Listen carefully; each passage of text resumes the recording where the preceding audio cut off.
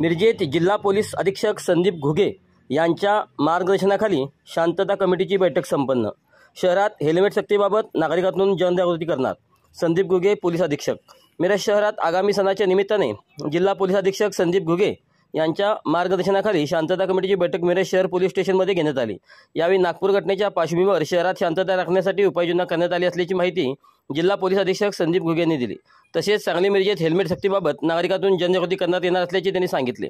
शहरात सिग्नल व्यवस्थेबद्दल महापालिका यांच्यासोबत समन्वय सुरू असल्याचेही त्यांनी सांगितले।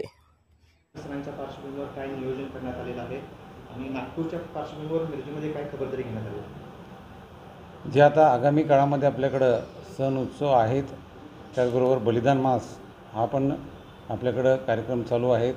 तर त्या दृष्टिकोनातून सांगली जिल्हा पोलीस सर्व तयारीनिशी आहे।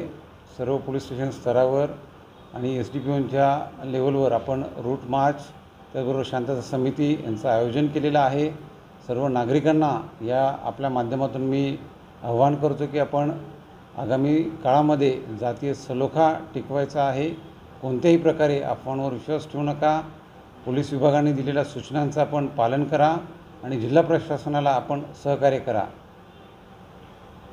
एकीकडे पोलीस प्रशासन जे तयारी करत आहे, परंतु मिरजेतले अनेक CCTV कॅमेरे जे बंद आहेत की त्याचं मेंटेनन्स महापालिका पोलीस ठाणे ज्यावेळेला अस्तित्वात आले त्यावेळेला लोकसंख्येच्या अनुषंगाने केली होती, पण आता पोलीस ठाण्यामध्ये पोलीस कर्मचाऱ्यांची कमतरता, लोकसंख्यासुद्धा वाढलेली आहे आणि हद्दसुद्धा वाढलेली आहे। आजच्या तारखेमध्ये जेवढं आपल्याकडं मंजूर मनुष्यबळ सांगली जिल्हा पोलीस दलाकरिता आहे, त्यानुसार आपल्याकडं पर्याप्त संख्येमध्ये सर्व मनुष्यबळ उपलब्ध पण आहे आणि जे काही किरकोळ जागांची रिक्तता आहे तीसुद्धा रिक्तता आपण आगामी काळामध्ये भरून काढणार आहोत।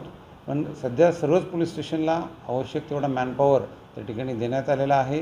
त्याचबरोबर जी वाहने आपल्या गस्त घालण्यासाठी लागतात तर तीसुद्धा सर्व पोलीस दलाच्या मंजूर संख्येइतकी आपल्याकडं उपलब्ध आहेत। त्यामुळे कुठेही तसाही तुटवडा नाही आहे।